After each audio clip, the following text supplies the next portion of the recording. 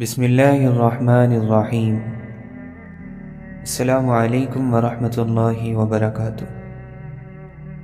اللہ تعالیٰ نے حضرت داؤد علیہ السلام کی طرف وحی بھیجی کہ اے داؤد، بے شک قیامت کے دن ایک بندہ ایک ہی نیکی لائے گا تو میں اس کو جنت میں داخل کر دوں گا۔ حضرت داؤد علیہ السلام نے عرض کیا، اے رب، وہ کون سا بندہ ہوگا؟ ارشاد فرمایا، وہ مومن بندہ ہوگا جو کسی اپنے مومن بھائی کی ضرورت کے لیے دوڑ کر چلا اور اس کی خواہش یہ تھی کہ وہ ضرورت اس مومن کی پوری ہو جائے، خواہ وہ اس کی ضرورت پوری کر سکے یا نہ کر سکے۔ مطلب یہ ہے کہ اس نے کوشش میں کمی نہیں کی، چاہے اس کے ساتھ وہ ضرورت پوری ہو یا نہیں ہوئی ہو۔ تو گویا مومن کی ضرورت پوری کرنے میں کوشش کرنا ایسی نیکی ہے جو تنہا ہی جنت میں لے جانے کی ذمہ دار ہے۔ اللہ تعالیٰ نے حضرت داؤد علیہ السلام پر وحی بھیجی، اے داؤد، دنیا کی مثال ایسی ہے جیسا مردار کہ اس پر کتے جمع ہو جائیں اور اس کو کھینچیں۔ اے داؤد، عمدہ غذائیں، نرم کپڑے اور لوگوں پر رعب اور دبدبہ، ان باتوں کے ساتھ آخرت کا ثواب جمع نہیں ہو سکتا۔ حضور اکرم صلی اللہ علیہ وسلم نے حضرات صحابہ رضی اللہ عنہم اجمعین کے سامنے بنی اسرائیل کے ایک شخص کے اس واقعے کو بڑے اہتمام سے بیان فرمایا۔ واقعہ یہ ہے، آپ فرماتے ہیں کہ بنی اسرائیل کا ایک شخص 1000 دینار کا ضرورت مند تھا۔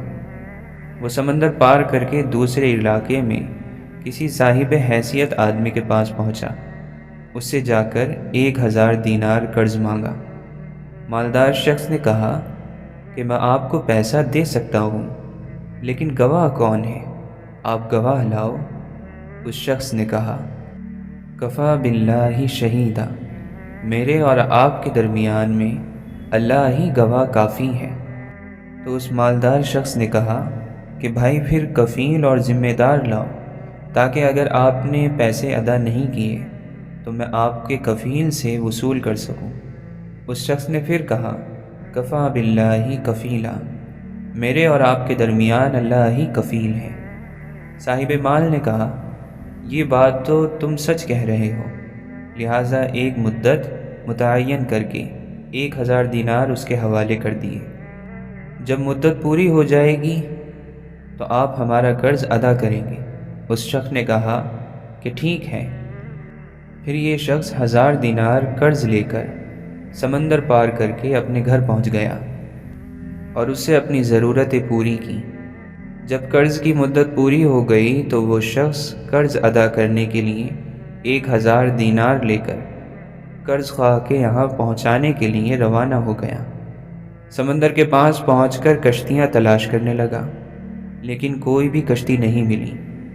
اسے سخت افسوس ہوا اور ڈر لگنے لگا کہ خدا نخواستہ قرض ادا کرنے سے پہلے مدت پوری نہ ہو جائے۔ سمندر کے کنارے پر مارا مارا پھرنے لگا، کسی طرح کوئی سواری نہیں ملی۔ آخر کار مجبور ہو کر ایک لکڑی میں سوراخ کیا اور اس سوراخ کے اندر 1000 دینار اور ایک پرچی رکھی۔ پرچی کے اندر اس نے لکھا، اے سمندر، میرا قرضہ ادا کرنے میں تو ہی بیچ میں حائل ہو گیا، لہٰذا میں اپنا قرضہ تیرے حوالے کرتا ہوں، اب تو ہی ذمہ دار ہے۔ چنانچہ لکڑی کے سوراخ میں یہ پرچی اور 1000 دینار رکھ کر سوراخ بند کر دیے۔ اس کے بعد اس لکڑی کو سمندر میں یہ کہہ کر بہا دیا کہ لے، اب تو ہی ذمہ دار ہے، اور اللہ سے دعا کی، اے اللہ، میرا قرضہ ادا کرنے میں یہی سمندر حائل ہے، میں تجھے گواہ بناتا ہوں اور تو ہی گواہ ہے اور تو ہی کفیل ہے۔ جب قرض کی مدت پوری ہونے لگی تو وہ شخص قرض دار کے پاس پہنچنے کے لیے سمندر کے کنارے پر پہنچا تو اسے کوئی بھی سواری نہیں ملی۔ اتفاق سے اس کے سامنے سمندر میں سے ایک لکڑی بہتی ہوئی آئی۔ جب وہ لکڑی سمندر کے بالکل کنارے پر آ گئی تو اس نے اس ارادے سے اس لکڑی کو اٹھا لیا کہ کہ گھر میں عورتیں کھانا پکانے میں ایندھن کے کام لے لیں گی۔ گھر لے جا کر چیرا تو اس کے اندر 1000 دینار اور وہ پرچی ملی۔ اب اس قرض خواہ کے اوپر جو کچھ عبرت ہونی تھی ہوئی۔ قرض دار نے بعد میں پھر اپنے طور پر 1000 دینار کا مزید انتظام کر کے قرض خواہ کے پاس آ کر پیش کیا اور کہا کہ لو اپنا قرض۔ تو اس قرض خواہ نے کہا کہ آپ کا قرض مجھے وصول ہو چکا ہے اور آپ کی پرچی بھی مل گئی ہے۔ تو دونوں شخصوں کو اپنے طور پر جو ایمانی پختگی ہوئی یا ہونی چاہیے تھی وہ ہو گئی۔ جو اللہ کے لیے ہوتا ہے اللہ تعالیٰ سمندر اور درختوں کو بھی اس کے تابع کر دیتا ہے۔ من کان للہ کان اللہ لہ، جو اللہ کے لیے ہوتا ہے اللہ اس کے لیے ہوتا ہے، اور اللہ بھی ایسے لوگوں سے حقیقی معنی میں محبت رکھتا ہے۔ اس کو اللہ تعالیٰ نے قرآن کریم کے اندر یحببکم اللہ سے ارشاد فرمایا ہے۔ یہ واقعہ بخاری شریف میں بھی مختصر الفاظ میں بیان ہوا ہے۔ حضرت جابر رضی اللہ عنہ فرماتے ہیں کہ آپ صلی اللہ علیہ وسلم نے ایک دفعہ گھر سے باہر تشریف لا کر ارشاد فرمایا، ابھی ابھی میرے دوست حضرت جبرائیل علیہ السلام تشریف لائے تھے اور یہ فرمایا، پچھلی امتوں میں سے اللہ کا ایک بندہ اپنے گھر بار، عزیز اور رشتہ داروں، مال و دولت سب کچھ چھوڑ کر سمندر کے بیچ میں پہاڑ نما ایک ٹیلہ تھا، اس میں جا کر عبادت کرنا شروع کر دی۔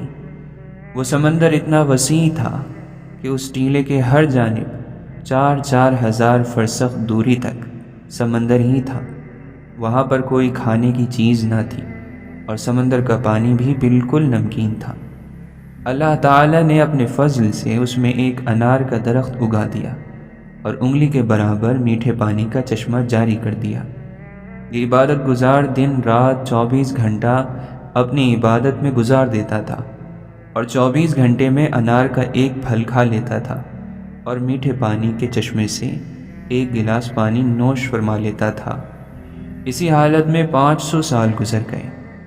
500 سال کے بعد جب اس عبادت گزار کی موت کا وقت آیا تو اس نے اللہ تبارک و تعالی سے یہ دعا مانگی کہ سجدے کی حالت میں اس کی روح پرواز کر جائے اور اس کی نعش کو مٹی وغیرہ ہر چیز پر حرام کر دے اور قیامت تک سجدے کی حالت میں صحیح اور سلامت رکھے۔ اللہ تعالی نے اس کی دعا قبول فرمائی۔ سجدے کی حالت میں اس کو موت ہو گئی اور اللہ تعالی نے وہاں ایسا انتظام کر رکھا ہے کہ قیامت تک وہاں کسی انسان کی پہنچ نہیں ہو سکتی۔ قیامت کے دن اس عبادت گزار کو اللہ تعالیٰ کے دربار میں حاضر کیا جائے گا تو اللہ تعالیٰ فرشتوں سے فرمائے گا کہ میرے اس بندے کو میرے فضل سے جنت میں داخل کر دو۔ تو وہ عابد کہے گا، ربی بعملی، اے میرے رب بلکہ میرے عمل کے بدلے میں جنت میں داخل کر دیجیے، کیونکہ میں 500 سال تک ایسی عبادت کی ہے جس میں کسی قسم کی ریاکاری کا شائبہ بھی نہیں تھا۔ اللہ تعالیٰ پھر فرمائے گا کہ میری رحمت سے داخل کر دو، تو یہ بندہ کہے گا کہ میرے عمل کے بدلے میں داخل کیجیے، تو اس پر اللہ تعالیٰ فرمائے گا کہ اس کے عمل اور میری دی ہوئی نعمتوں کو تولو اور ان کا موازنہ کرو۔ موازنہ کر کے دیکھا جائے گا کہ اللہ نے جو اس کو بینائی عطا فرمائی ہے، صرف بینائی کی نعمت اس کی 500 سال کی عبادت کا احاطہ کر لے گی۔ اس کے پورے جسم میں کان کی نعمت، زبان کی نعمت، ہاتھ کی نعمت، ناک کی نعمت، پیر کی نعمت، دل اور دماغ کی نعمت، ان سب کا بدل باقی رہ جائے گا۔ پھر ان کے علاوہ جو 500 سال تک اللہ تعالیٰ نے میٹھا پانی پلایا اور انار کا پھل کھلایا ہے، ان تمام کا بدل باقی رہ جائے گا۔ تو پھر اللہ تعالیٰ فرمائے گا، اس کی 500 سال کی عبادت تو صرف ایک نعمت کے بدلے میں ختم ہو گئی، ہماری باقی نعمتوں کا بدل کہاں ہے؟ لہٰذا اس کو جہنم میں داخل کر دو۔ تو فرشتے اسے گھسیٹ کر جہنم کی طرف لے جانے لگیں گے، تو وہ چلانے لگے گا، ربی برحمتک ادخلنی الجنہ، اے میرے رب محض اپنی رحمت سے مجھے جنت میں داخل فرما دیجیے۔ اللہ تعالیٰ کی طرف سے کہا جائے گا کہ تجھے تو اپنی 500 سال کی عبادت پر بڑا ناز تھا، اب تیری عبادت کہاں چلی گئی؟ اور خطرناک سمندر کے بیچ میں نے تجھے انار کے پھل کھلائے اور 500 سال تک مسلسل میٹھا پانی پلایا، میری ان نعمتوں کے بدلے میں تم کیا لائے ہو؟ تو وہ کہے گا، اے اللہ، آپ اپنی رحمت سے مجھے جنت میں داخل فرمائیے، آپ کی رحمت کے بغیر کچھ بھی نہیں ہو سکتا ہے۔ پھر آخر میں جب حجت تمام ہو جائے گی تو اللہ تعالیٰ فرمائے گا، میری رحمت اور میرے فضل کے ذریعے اس کو جنت میں داخل کر دو۔ پھر وہ اللہ کی رحمت ہی کے ذریعے جنت میں داخل ہو سکے گا۔ معلوم یہ ہوا کہ اگر اللہ نے کسی کو نیک عمل کی توفیق فرمائی ہے تو اس کو خوش فہمی میں مبتلا نہیں ہونا چاہیے، اللہ سے ڈرتے رہنا چاہیے۔ یہ جو اللہ نے موقع عنایت فرمایا ہے، یہ بھی اللہ کی طرف سے بہت بڑا انعام اور توفیق ہے۔ اگر اللہ کی طرف سے توفیق نہ ہو تو موقع ہونے کے باوجود انسان عمل نہیں کر سکتا۔ اسی واقعے میں ایک اضافہ یہ پایا جاتا ہے کہ جب اس عابد کو اللہ تعالیٰ اپنے فضل اور رحمت سے جنت میں داخل کرنے کا حکم فرمائے گا تو وہ عابد اپنے دل میں کہے گا کہ میں نے 500 سال تک ایسی عبادت کی ہے جس میں ریاکاری کا کوئی شائبہ تک نہیں ہے، اور اب اللہ تعالیٰ محض اپنے فضل سے جنت میں داخل کر رہا ہے اور میری 500 سال کی عبادت کا ذکر تک نہیں کیا۔ اللہ تعالیٰ دلوں کی باتوں کو جاننے والا ہے، اس لیے اللہ تعالیٰ فرشتوں سے کہے گا کہ اس کو جنت کے بجائے جہنم میں لے جاؤ اور جہنم سے اتنی دوری پر کھڑا کر دو کہ اس کے اور جہنم کے درمیان 500 سال کی مسافت ہو۔ جب اتنی دوری پر کھڑا کر دیا جائے گا تو جہنم کی طرف سے گرم لو چلے گی جس سے اس عبادت گزار کا حلق خشک ہو جائے گا اور پیاس کے عالم میں سخت پریشانی میں مبتلا ہو جائے گا۔ اسی درمیان میں غیب سے ایک ہاتھ نکلے گا جس میں ایک گلاس پانی ہوگا۔ یہ عبادت گزار اس کو دیکھ کر چلا چلا کر کہے گا، یہ پانی مجھے دے دیا جائے۔ ایک آواز آئے گی، پانی مل سکتا ہے مگر اس کی قیمت ہے، مفت میں نہیں ملے گا۔ یہ عبادت گزار کہے گا، اس کی قیمت کیا ہے؟ تو آواز آئے گی، اس کی قیمت 500 سال کی ایسی عبادت ہے جس میں کسی قسم کی ریاکاری کا شائبہ تک نہ ہو۔ یہ کہے گا، میرے پاس ایسی عبادت موجود ہے، لہٰذا میں 500 سال کی عبادت دے دیتا ہوں، مجھے یہ پانی پلا دیا جائے۔ چنانچہ 500 سال کی عبادت کے بدلے میں یہ پانی خرید کر پی جائے گا۔ اس کے بعد اللہ تعالیٰ کہے گا کہ اس کو پھر اب میرے پاس لاؤ۔ چنانچہ اللہ کے دربار میں حاضر کیا جائے گا۔ اللہ تعالیٰ فرمائے گا، تجھے تو اپنی 500 سال کی عبادت پر بڑا ناز تھا، اور 500 سال کی عبادت کی قیمت ایک گلاس پانی تم نے خود تجویز کی ہے، اور ہم نے جو 500 سال تک تم کو انار کا پھل کھلایا ہے اور میٹھا پانی پلایا ہے، تم اس کے بدلے میں کیا لائے ہو؟ تو وہ عبادت گزار اللہ کے دربار میں سر بسجود ہو کر فریاد کرے گا، اے اللہ، اب بات سمجھ میں آ گئی ہے کہ تیری رحمت اور فضل کے بغیر کچھ نہیں ہو سکتا۔ چنانچہ اللہ تعالیٰ اپنی رحمت اور فضل سے اس کو جنت میں داخل فرما دے گا۔ یہاں کسی کو یہ شبہ ہو سکتا ہے کہ جب اللہ تعالیٰ کے فضل سے ہی سب کچھ ہوتا ہے تو پھر عمل کی کیا ضرورت ہے؟ اس کا جواب جناب رسول صلی اللہ علیہ وسلم نے حدیث پاک میں خود ہی ارشاد فرمایا ہے کہ مسلم شریف میں حضرت ابو ہریرہ رضی اللہ عنہ سے مروی ہے کہ آپ صلی اللہ علیہ وسلم نے ارشاد فرمایا، تم میں سے کسی کا عمل اس کو نجات نہیں دے سکتا۔ تو ایک صحابی رضی اللہ عنہ نے سوال کیا، یا رسول اللہ صلی اللہ علیہ وسلم، کیا آپ کا عمل بھی آپ کے لیے نجات کا باعث نہ ہوگا؟ تو آپ صلی اللہ علیہ وسلم نے ارشاد فرمایا، میرا عمل بھی مجھ کو نجات نہیں دے سکتا، لیکن اللہ تعالیٰ نے اپنے فضل اور کرم سے مجھے اپنی رحمت سے ڈھانپ رکھا ہے کہ جو کچھ بھی اللہ تعالیٰ نے میرے ساتھ نجات کا اور اپنے قریب کرنے کا معاملہ کیا ہے وہ سب کا سب اپنے فضل اور رحمت کے ذریعے سے کیا ہے۔ اس لیے کسی کو اپنے نیک اعمال پر گھمنڈ اور خوش فہمی میں نہیں ہونا چاہیے، بلکہ جو کچھ بھی نیک عمل ہو رہا ہے وہ بھی بہت کم ہے، اللہ سے ڈرتے رہنا چاہیے اور نیک عمل کرتے رہنا چاہیے اور اللہ کے فضل اور رحمت کی امید رکھنی چاہیے۔ اب یہاں یہ بھی سوال پیدا ہو سکتا ہے کہ یہ کیسے معلوم ہوگا کہ اللہ کا فضل کس کے ساتھ شامل ہے، تو اس کا جواب یہ ہے کہ جو شخص نیک عمل کیے بغیر بے چین رہتا ہے اور اسی میں اس کو سکون ملتا ہے، تو یہ اس بات کی نشانی ہے کہ اللہ کا فضل اس کے ساتھ شامل حال ہے۔ اور جو شخص برائی میں مبتلا رہتا ہے اور برائی ہی میں اس کا جی لگتا ہے اور نیک عمل سے فرار اختیار کرتا ہے، دور بھاگتا ہے، نیک عمل کی توفیق نہیں ہوتی، یہ اس بات کی نشانی ہے کہ ابھی اللہ کا فضل اس کے ساتھ شامل حال نہیں ہے۔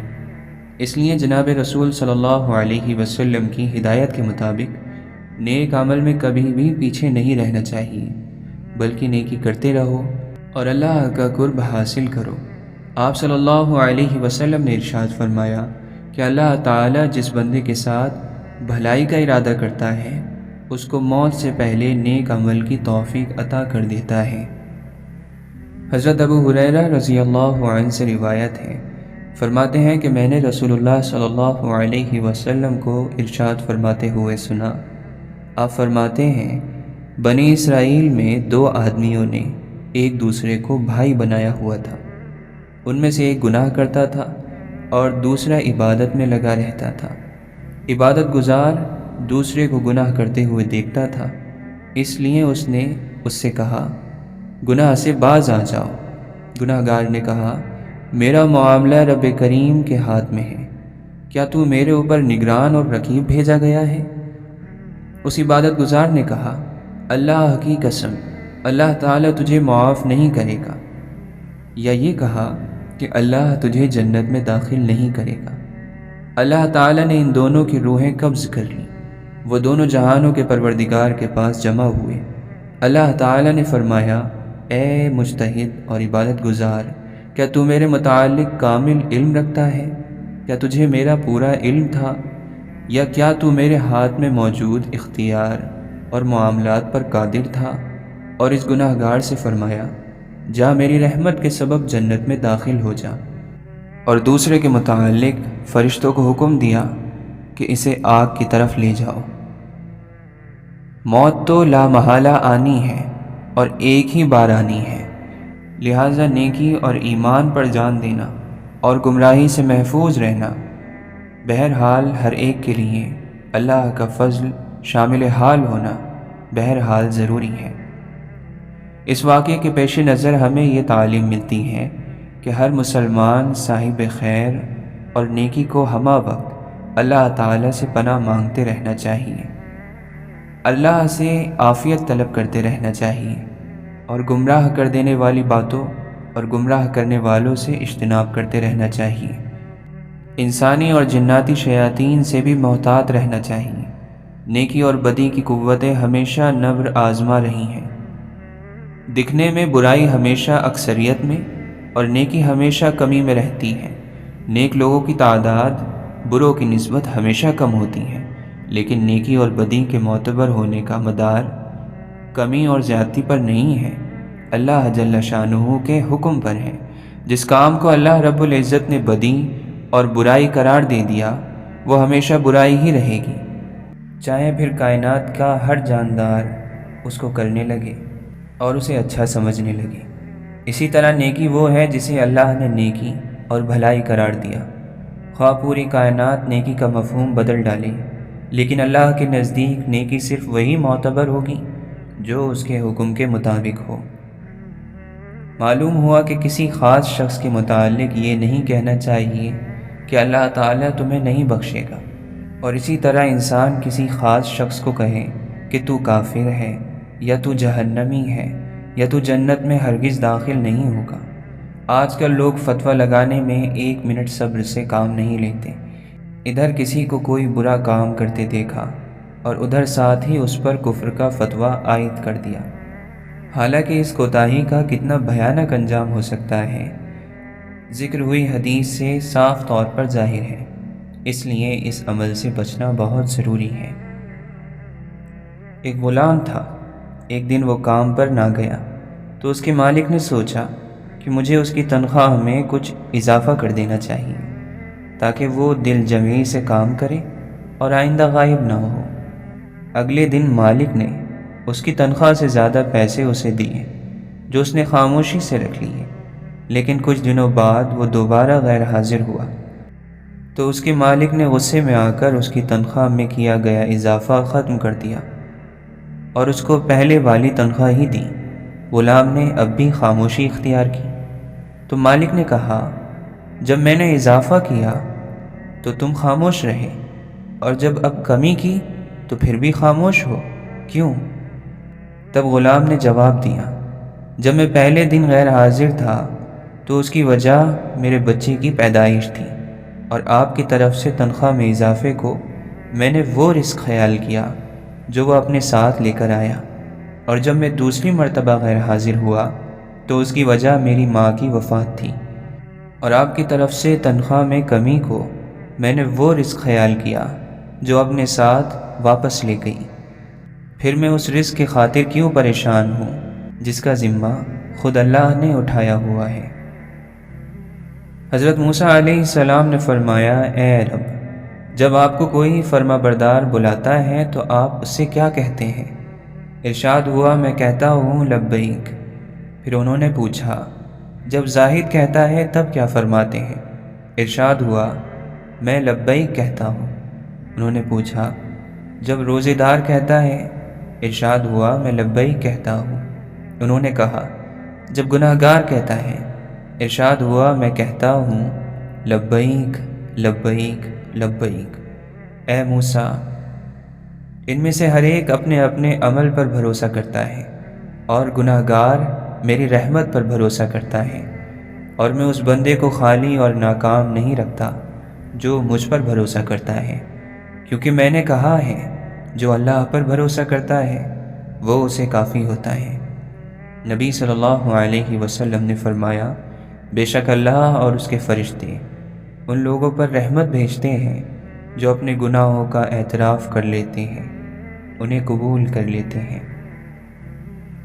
حضرت حارث بن خزرج بیان کرتے ہیں کہ میرے والد نے کہا کہ رسول اللہ صلی اللہ علیہ وسلم نے فرمایا، میں نے ملک الموت کو ایک انصاری کے سرہانے بیٹھا ہوا دیکھا تو کہا، اے ملک الموت، میرے صحابے کے ساتھ نرمی کرنا، یہ مومن ہے۔ ملک الموت نے عرض کیا، آپ خوش رہیں، اپنی آنکھیں ٹھنڈی رکھیں، کیونکہ میں ہر مومن کے ساتھ نرمی کرتا ہوں۔ اے اللہ کے رسول صلی اللہ علیہ وسلم، آپ یقین رکھیں، جب میں ابن آدم کی روح قبض کرتا ہوں اور اس کے گھر والوں میں سے کوئی چیخ کر روتا ہے تو اس کی روح کے لیے کھڑا ہو جاتا ہوں اور سوچتا ہوں کہ یہ کیوں رو رہا ہے۔ اللہ کی قسم، ہم نے اس پر کوئی ظلم نہیں کیا، نہ ہی وقت سے پہلے اس کی روح قبض کی۔ اگر یہ اللہ کی تقدیر پر صبر کرے تو ان کو اجر ملے گا، اور اگر یہ چیخ و پکار اور واویلا کریں تو گناہ گار ہوں گے۔ ہمیں تو آپ کی طرف بار بار آنا ہے، تو آپ احتیاط کریں۔ میں دن رات تری اور خشکی پر، میدان اور پہاڑ پر، ہر گھر پر نظر رکھتا ہوں اور ہر چھوٹے بڑے کو پہچانتا ہوں، اور اے اللہ کے رسول صلی اللہ علیہ وسلم، میں اللہ کی اجازت کے بغیر ایک مچھر کی روح بھی قبض نہیں کرتا۔ انس رضی اللہ عنہ بیان کرتے ہیں، رسول اللہ صلی اللہ علیہ وسلم اور آپ صلی اللہ علیہ وسلم کے صحابہ رضوان اللہ علیہ مجمعین روانہ ہوئے، حتیٰ کہ وہ مشرکین سے پہلے بدر پہنچ گئے، اور مشرکین بھی پہنچ گئے تو رسول اللہ صلی اللہ علیہ وسلم نے فرمایا، اس جنت کی طرف آگے بڑھو جس کی چوڑائی زمین اور آسمان کی مانند ہے۔ یہ سن کر عمیر بن خمام رضی اللہ عنہ نے کہا، بہت خوب، بہت خوب۔ رسول اللہ صلی اللہ علیہ وسلم نے فرمایا، تمہیں یہ بات بہت خوب، بہت خوب کہنے پر کس چیز نے آمادہ کیا؟ انہوں نے عرض کیا، اے اللہ کے رسول صلی اللہ علیہ وسلم، اللہ کی قسم، صرف اس امید نے کہ میں بھی جنتیوں میں سے ہو جاؤں۔ آپ صلی اللہ علیہ وسلم نے فرمایا، تم جنتیوں میں سے ہو۔ انہوں نے ترکش سے کھجوریں نکالی اور کھانے لگے۔ پھر کہا، اگر میں اپنی کھجوریں کھانے تک زندہ رہا تو پھر یہ ایک طویل زندگی ہے۔ راوی بیان کرتے ہیں، ان کے پاس جو کھجوریں تھیں وہ انہوں نے پھینک دیں، پھر مشرکین کے ساتھ جنگ کی، یہاں تک کہ وہ شہید کر دیے گئے۔ جب قرآن کریم کی یہ آیت اتری، مَن یعمل سوءًا یجز بہ، ترجمہ، جو کوئی برا کام کرے گا وہ اس کی سزا پائے گا، اس موقع پر حضرت ابو بکر صدیق رضی اللہ عنہ فرمانے لگے کہ اے اللہ کے رسول صلی اللہ علیہ وسلم، خوشی ختم ہو گئی، اس لیے کہ اللہ تعالی نے فرما دیا کہ جس نے بھی جو غلطی کی، کوتاہی کی، اس کی سزا اسے ملے گی۔ اے اللہ کے رسول، اس آیت کے بعد تو خوشی نہیں ہے، کون ہے جو غلطیوں سے پاک ہے؟ غلطی تو ہو ہی جاتی ہے۔ اس پر آپ صلی اللہ علیہ وسلم نے فرمایا، اے صدیق، جب تو بیمار ہوتا ہے، جب بھی تیرے گناہ معاف ہوتے ہیں، تجھے ٹھوکر لگتی ہے تب بھی تیری خطائیں معاف ہوتی ہیں، تجھے کوئی دکھ پہنچتا ہے تب بھی تیری خطائیں معاف ہوتی ہیں، تیری ہر تکلیف کے بدلے تیری کوئی نہ کوئی چھوٹی خطا معاف کی جاتی ہے، تاکہ جب تو اللہ کے پاس جائے تو گناہوں سے بالکل پاک صاف ہو کر جائے۔